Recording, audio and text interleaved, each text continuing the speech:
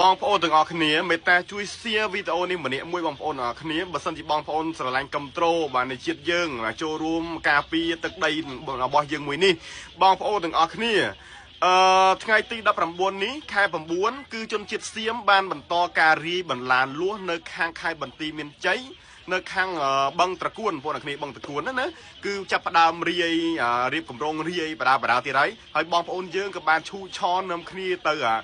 ត្រៀមចិត្តត្រៀមកាយនៃការរំខានឬក៏ការបណ្ដេញកុំឲ្យមានការរាយអញ្ចឹងណាហ្នឹងហើយព្រោះអីវាឥឡូវវាយកនងច័ន្ទឥឡូវយ៉ងច័ន្ទវាយកមិនបានឡាយទៅវិញតែដោះស្រាយវិញឥឡូវវាយកខាងបឹងត្រកួនវិញបងប្អូនគ្នាអញ្ចឹងបងប្អូនទាំងអស់គ្នាបាទសូមមេត្តាជួយ share វីដេអូនេះឲ្យពិភពលោកបានឃើញហើយនឹងចូលរួមការពារទាំងអស់គ្នាជួយ share អ្វីដែលយើងនៅឆ្ងាយយើងបានតែ share បងប្អូនគ្នាអញ្ចឹងបើសិនជាយើង share បានគឺជាការល្អមែនទែន